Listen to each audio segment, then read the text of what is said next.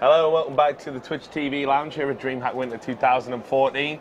We're pulling people from across the spectrum of streaming personalities and esports enthusiasts and the top players, and somewhere in between that. I don't know where I fit into that at all. There lurks a man called James Duffield, who's been doing the hosting and kind of live interviews as well for the CSGO tournament. Mostly interviews, yeah. So big step out of your kind of comfort zone, I guess. Yes, yeah. I was just saying to you before, live video is a bit daunting because like the last couple of years, the reason I got into this kind of thing is due to YouTube and stuff, and it's all edited by me, so I can, if I fumble words and things, it doesn't matter. No one will see it, and now they do, all 300,000 of them.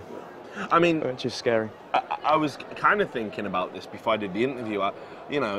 There you are, out there doing this hosting thing for CSGO. You're a lot more handsome than me. You're skinnier than me. You keep bringing this up. You're replacing me, aren't you, James? Well, I have been talking to Twitch, and I do like the idea of having to. I can sit down all day. I've got a couch. I'd have the couch on that side, though. To be fair, I have got an easier gig than what you're doing at the moment. Like this, kind of. Yeah, it is difficult. Oh, yeah, but man, I'm not trying to replace. I couldn't replace you. Like you are. Like Shut this up. is the thing. You're saying, "Oh, I'm doing shut up. I'm doing interviews and stuff, which are just like 3-minute stints. You know, oh, how was that game you just played? But you have a lot more knowledge about gaming and esports. Like I couldn't do this. Because the people who, like, in this player lounge now, I know 1% of people in this player lounge. Because I don't know who they are either, though.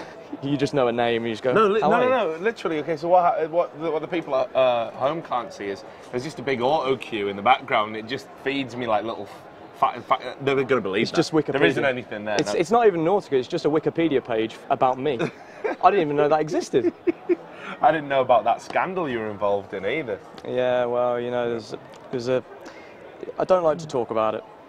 But you know, you could do it, I think, because it's all I like to do is just have a conversation really with people that kind of I know, and if I don't know them, what I do is when I'm doing the small talk, when I'm miking them up, so what do you did that, and you won that, and then we just repeat the conversation on the couch, and I just put on a slightly different voice. You're letting them in on the secrets. No, now. that's it. That's the trade secret. Yeah. That's how I do it. So you could definitely do that. Yeah, probably. Maybe you've convinced me. Maybe I will take your job. Good. I hope so.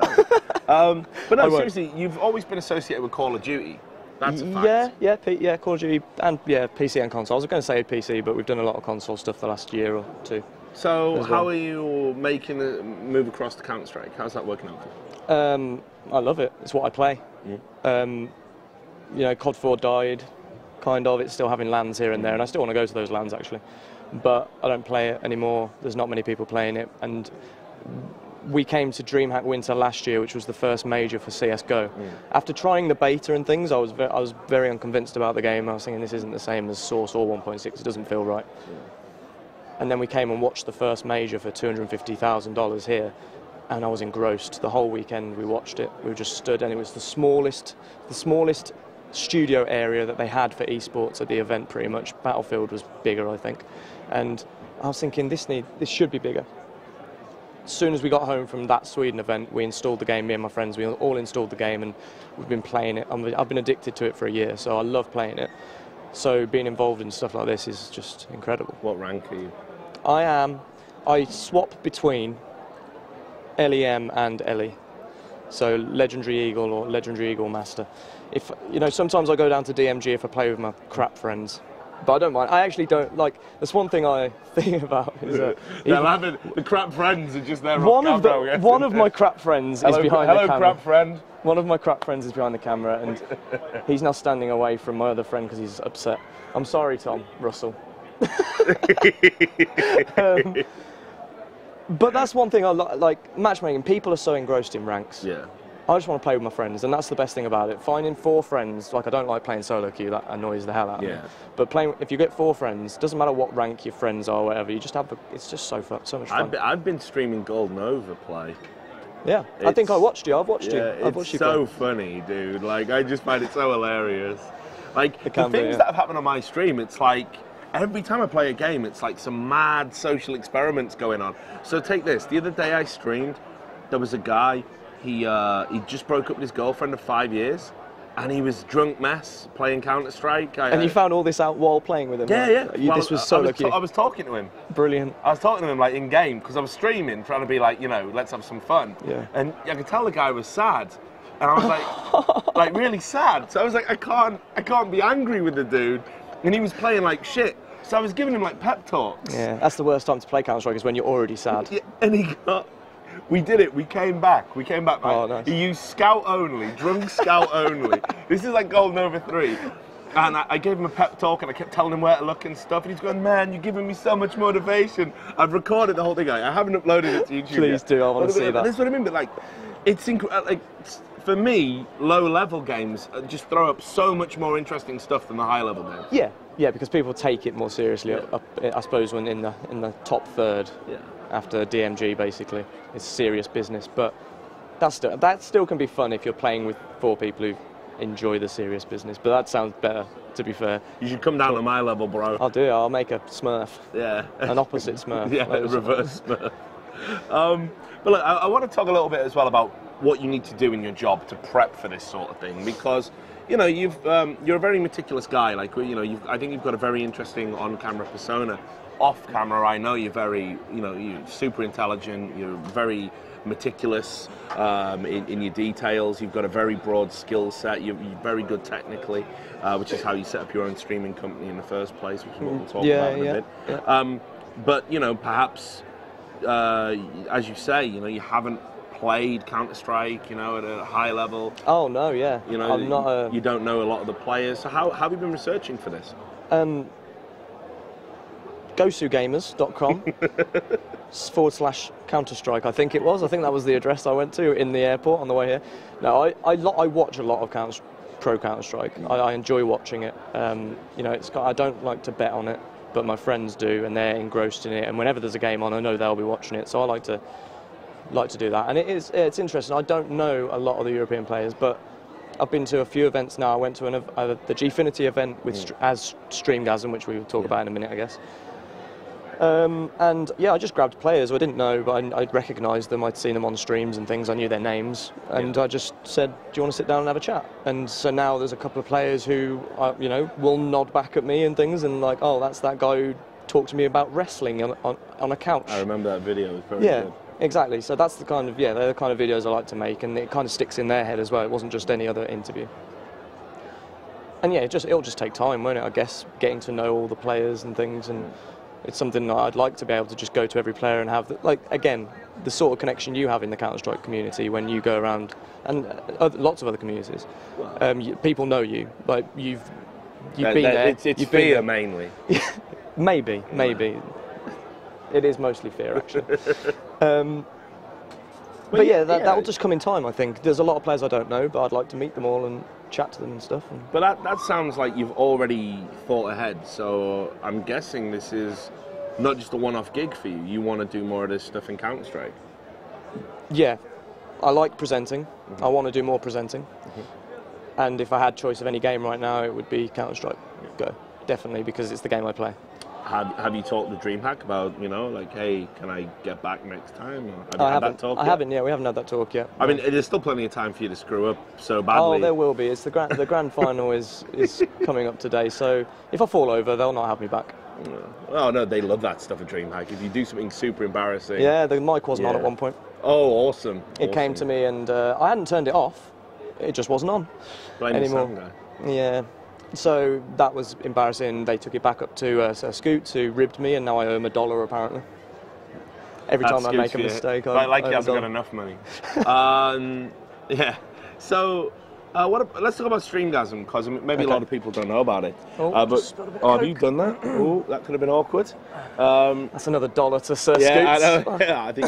Sorry, am I allowed to swear on Twitch? You can. It's a little bit. Go on. Fucking hell, that's what I was going to say. Yeah. Okay. Good. Get out your system. But you set up Gasm, which I think is a great name, by the way. I've always said this to you, like Gasm. It was very off the cuff. No, but honestly, if I could go back in time, I wouldn't, kill Hitler or, invent gold. Yeah. Or whatever. I'd take the name Gasm before it popped into your head, and I'd start my own streaming company. That was a weird moment. Yeah. So talk me through the whole. First of all, why did you do it? Why did you come up with the idea, you know, to create your own streaming company, and how did you make it all work and start snowballing it from there? Okay, I can't remember which iSeries it was, but it was near the end of the life of Call of Duty 4, which is the game I used to play since 2007 up until last year, pretty much. That was the only game I played. It wasn't top level, wasn't pro or anything, it was just what me and my friends all played.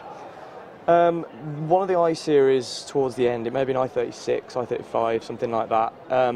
It had its COD 4 tournament, but it was pretty much certain it was going to be the last COD 4 tournament at iSeries, and there was no coverage of it. They had no casters, it wasn't being streamed or anything. And I went to spectate, I wasn't even playing. I just went to meet friends from the community and just hang out at LAN, because I love LAN, basically. And my other friend was there with his computer and he wasn't playing. So I said, let's stream it, let's do it. Like, we've never done it before, we had no experience. He just downloaded XSplit and we made a Twitch account. And it was on his, it was on his Twitch account, and his name's Nathan. We called it James and Nathan's Stream LOL. That's a terrible... Yeah, I'm glad by the end of the weekend we changed to Stream Gasm. Good man. Because I felt like it was a bit snappier. Bit rubbish. It was, the other one was the other one was a bit rubbish, yeah. It might have had a lols, it might have been a Z at the end as well. But that's quite daunting though, because you know, you've jumped straight into like what it takes people a lot of time to learn. I mean, I'm still learning how to do all this stuff. Yeah, and essentially at that point, Nathan, my friend, he downloaded it and he kind of knew how to do stuff, and I just learned as I went along. I was like, okay, these are scenes, this is what this does, and this is how you broadcast, this is the information you need to put in. We did that like over the course of the first day of LAN, and you know, and we had a webcam. We went to Tesco's. Really? We bought a 20 quid webcam from Tesco because we wanted to be on camera. We thought it would be funny, and in between games, there was no dead time in the stream, so in between games we went to the webcam and we just sat there, we talked to each other, we talked to the people, and there was 300 people watching that stream.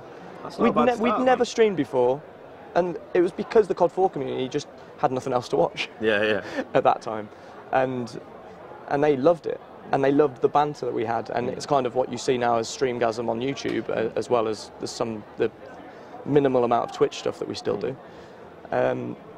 It was a stream by us fans, for the fans. I like to compare it to, do you remember there was like Fan Zone on Sky Sports where you could press the red button and you could have a fan from each team and they're commentating together in a booth somewhere instead of having the professional casters. Yeah, horrendously biased as well. They're horrendously biased, swearing, shouting. That was basically what we did. And I thought that would be funny, and it was. I enjoyed it, and I watched it back when we got home and loved it, and was like, Nath, we should carry on doing this. But you produced some really awesome content, I thought, when you were doing the Streamgasm thing. It was always a joy to bump into you guys at LAN events, and you know, you can be real proud of some of the content you've put out. Any particular moments that leap out to you? You know, any YouTube videos you think people should seek out and watch? There's one video which I think is it makes me laugh the most, I think. But it's the silliest as well. Like, there is no conversation takes place really on the whole video, and it is me at Gfinity 2, I think. I'm sat on the floor, and there's couches either side, and on one side I've got Julia Hardy, who was hosting the show, and Justine from YouTube's on the other side, and they were hosting the show together. So I sat on the floor and just thought, I don't know what I'm going to talk about here, but I'm just going to talk to you both because you seem funny and up for a laugh. I think I don't know whether to spoil it, but they had a lot of fun with me. That will probably make people watch. Now people are going to watch. Yeah, you'll watch that spike. So I think it's what's it called? Basically, go to youtube.com/streamgasm and it'll be on there. Okay. Oh, what was it? Because I didn't want to call it that they molested me. I thought that was I thought that was a bit incorrect, politically incorrect. What was it? Violated. It's called. That's worse. No, violated could mean anything though. It's a bit vague. Violated. Yes. You could emotionally violate someone. Molest is a bit specific. But molest is like they touched me. Well, they did. But I didn't want to say that on the title. Well, I'm glad that we steered away from that. Yeah. Because that's the thought. It would have made this conversation particularly awkward. That's the thought which that goes definitely isn't now. No, it's not awkward. I love awkward humour. It's the funniest thing about doing a stream to 300,000 people is that anyone not from England thinks awkward humour is like horrible. Yeah, I know. Well, this is what I was gonna. I did. This is what I was gonna bring up. Because okay, your whole thing when you were doing the whole presenting bit for Streamgasm was like, it was always a bit awkward and kind of like real. But for me, it was hilarious. Yeah. Like inside, like I could tell you were always like trying so hard not to laugh, and I don't know how you didn't corpse like all the time. But like you would do some proper like stuff where it was like, oh my god. But it wasn't like awkward where they're trying too hard, like all them Borat wannabes or whatever. Yeah, and I don't try and be awkward. I just make like bad jokes, but I find them really funny. I like bad jokes sometimes. But here you are hearing it. I'm guessing it's all like meant to be super professional and serious, and isn't it esports? No. That's why they got me. Really? Even though I'm wearing this stupid jacket. I haven't seen you so well dressed. I know. It's the grand final. Even though I'm wearing this, they brought me in because they'd seen Streamgasm, and they were like, no, we want something a little bit more casual in between games. We want and admittedly, it's way more esports-y than what we do at Streamgasm. You know, the iJustine and Julia thing wouldn't have passed on the DreamHack stream at all. Probably not. No. We talked about teats on goats and things and everything. It's madness. Go watch it. But I'm trying to add a little bit of, you know, Streamgasm tweak to it. Like, Pasha was good. I know, I'm sure you know of Pasha from VP. He's a funny guy. And I interviewed him, and it ended up he was just like Taz was kissing him. Nothing was kissing him. He was going mad. He didn't know what to do. He was just he wasn't really talking to me. He was just talking to the camera the whole time. He was talking to his fans, and it was like he's broken English. And it was great. It was the best interview so far of the weekend. It was hilarious. I think it was hilarious. It was the top of the CS:GO Reddit. It was like Pasha's interview was hilarious. Yeah.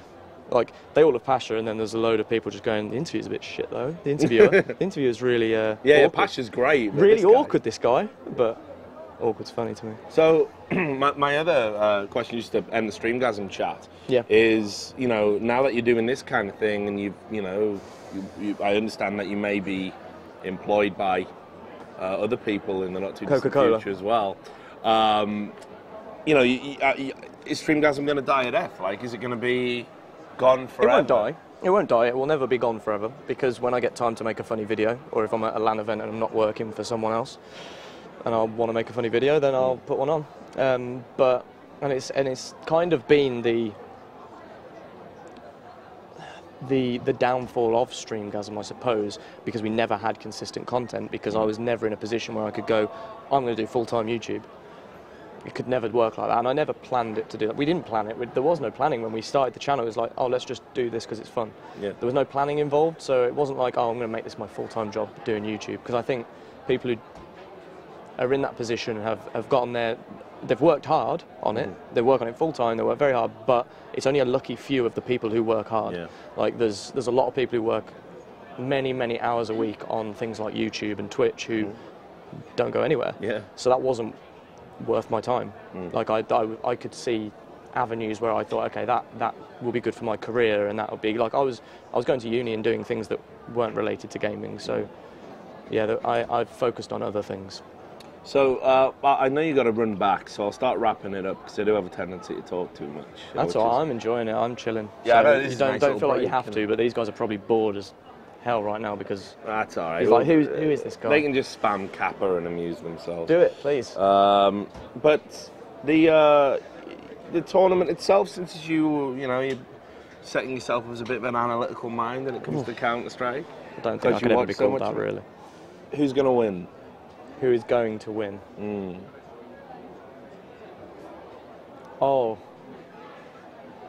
LDLC. I think it'd be a great story. LDLC. Yeah. I kind of want Nip to win because I like Makaleli, and I think it'd be cool. They're at home. They're in Sweden. I think it's 2 on a trot. And having their new player, they'll have proved. They're already proving. They're playing amazingly. The last match I called them to win it before. I thought like what Makaleli was going to bring to the table. I think Nip might win it. That's what I think will happen. But I think. Oh, I don't know. LDLC or Nip. That's the two. LDLC or Nip. LDLC still have to get through the semi-final if first. Nip win it, and Fifth Lawrence on the casting team, isn't that going to be a bit mean? A bit sucky for him? No, he's loving it. He's loving casting. No, but I know he's loving the casting. But isn't everyone going to say, oh well, you get rid of Fifth Lawrence and now look, they're amazing. They won the last major. with Fifth Laren. That'd be all right. He's all right. Yeah, but then everyone said they wanted it with 4 guys. Yeah. Well, Lurpus said that. It's not everyone. No, just Lurpus. No one listens to Lurpus, right? I don't know. You might have to now that you're working in the business. Yeah, no, dude. I probably do. I don't know why I'm abusing Lurpus. I don't even know Lurpus. Hi, Lurpus. He's not watching this, is he? He'll find it, trust me. He's got like a Google search for sound. He's just, if anyone says Lurpus in a video, it goes to his email address. Straight there. That'd be awesome. If that's not a thing, it should be. Patented. Yeah. I've just said that, so it's copyright. Okay. Right? I think that's how it works. I asked the question that made you think of it, so 50s. I'll give you Gasm, the name, if you give me voice. That's a done deal. That's done. Don't even need to. That's happening. Yeah. But yeah, so and LDLC and the Fnatic drama. I don't know if it left a bad taste in your mouth, maybe. Very much so. It did. You should have seen me backstage. I was horrified. Did you see the interview I did with Devilwalk after the match? I actually didn't. So I'm stuck up here. So what did I miss? Tell me about it. Basically, LDLC completely owned Fnatic first half of Overpass. Deciding map. Absolutely owned them. Won the pistol. It was 12-3. They won the pistol round on the second half, LDLC. I'd written my card of questions to ask Nathan MBK from LDLC about winning this game because they had won the game, essentially won the game. There was no way, like, I can't say no way because Fnatic is still a good team. They could have come back. They could have had an amazing comeback. Fnatic won, but they had no amazing comeback. It was horrific to watch. The first round, they did, I guess for people who aren't watching CS, I guess it was on the top 2 of Reddit on all last night. So if you haven't heard, basically, Fnatic did a boost. And from the first person point of view when we were watching it, I was behind Semler and Anders when they were watching it, and our reactions were like, wow, that's amazing. How have they found that?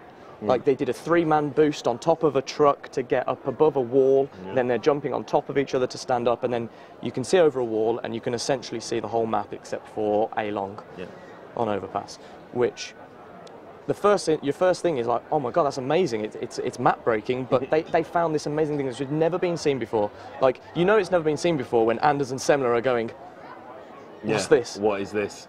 I think that, you know, they've seen every Counter-Strike game that's ever existed in the world ever. I think that's true. I think possibly, and they'd never seen it before. No one had seen it before, and the crowd was going mental.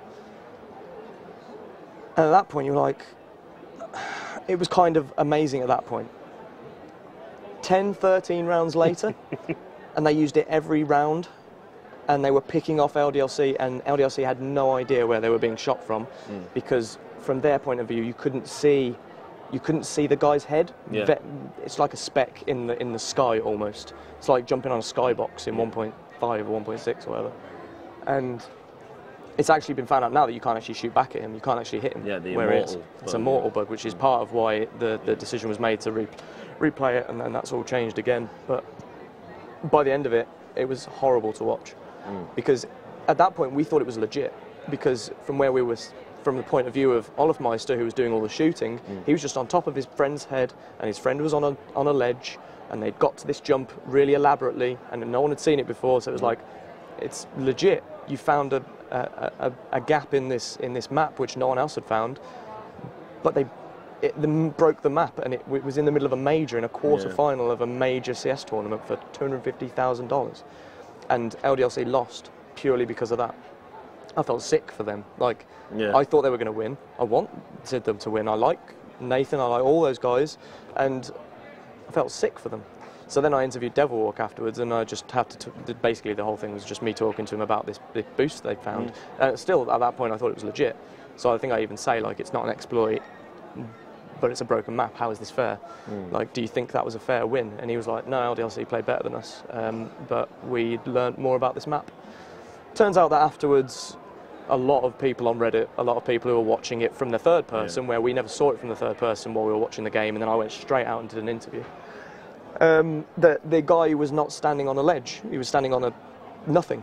It was a pixel exploit, basically. It's a flat surface in Hammer, where you create the maps and everything. It's a flat surface. Yeah, he was standing on nothing, which apparently was against the rules in DreamHack Summer 2013. But not this one. but it's not in the rule books for this event because there's other maps where that happens, which they don't ban people. They don't. Inferno, for example. Yeah, there's places where you can do that on maps, which is accepted by the community still.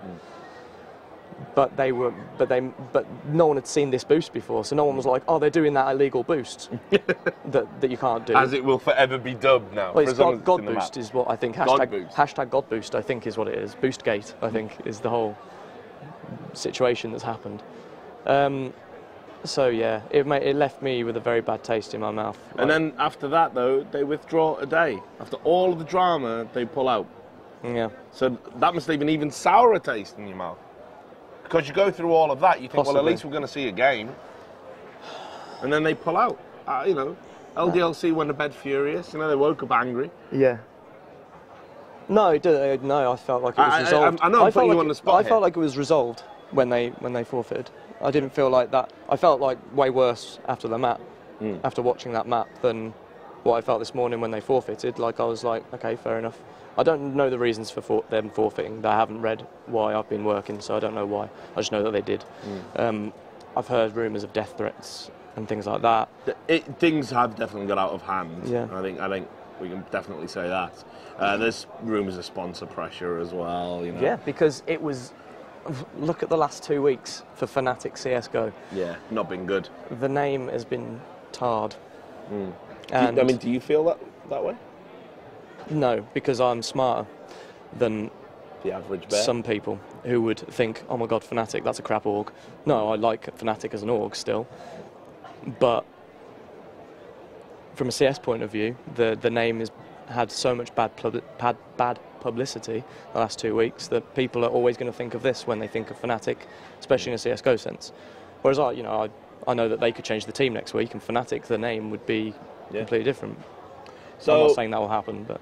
Well, yeah. Well, who knows after this? No idea. I'm sure there'll be changes. I think there's still drama to come. Frankly, I think this whole tournament. There may well be. Yeah, I think this whole tournament's thrown so much up. So it must be great for you to be in the thick of it. Look. It's fun. Just some final thoughts. I mean, you know, I can't get you to commit to a winner one way or the other. I mean, hopefully we get an amazing final. Let's say LDLC. Yeah, we're going to do that? Even for the story as well, like the drama that's behind it, and they go through to win, which they haven't won. They've been knocked out by Fnatic every other major. Considered chokers a little bit as well. Yeah, I'd like to see them win, if only because it's their first time. Okay. Well, look, man, Alex, I know you got to get back, and it's been a lovely enjoyable. A trip down memory lane. I remember when we used to do the Esports Heaven show together. I know. Good it was times. fun. That was fun. We should do it again. It was kind of what got me properly started in streaming. Yeah. Yeah, video. You're still doing trash talk as well, which I like. I watch that, so it's good. Watch trash talk. I keep expecting you to call in. You always disappoint me. Okay. Next episode, then I'll call in. Do a fake voice. Make me guess it's you. I will. I'm going to make a new Skype Tease account. me, James. Okay. So, look, for all the Counter-Strike enthusiasts that are just finding out who you are, where can they see more of you? How can they follow you on Twitter? That sort of thing. There's 2 Twitter accounts. My account is at James Duffield, and I guess the name's on screen somewhere, or maybe somewhere on the screen. It's near the Coke stain. Yeah, down there. Not a sponsor. It's not a sponsor. And the other place is Gasm, I guess. If you want to watch more of me, that's the easiest place because there's hundreds of videos on there now. YouTube.com/StreamGasm and at StreamGasm on Twitter as well. There will be some things happening there, I'm sure, but even though I'm very busy, it's not going to die. It will always be there and things will be added every now and again. So awesome. But yeah, I think that's where people can find me. And on DreamHack, twitch.tv/DreamHackCS. But don't turn this off. So I'm enjoying this new phase in your career, and I hope to see you back doing more of this sort of thing. Thank you. The Counter-Strike scene definitely has room for good people. There's no doubt about it. And Scooter's getting pretty old as well. Yeah, so that's who I should replace.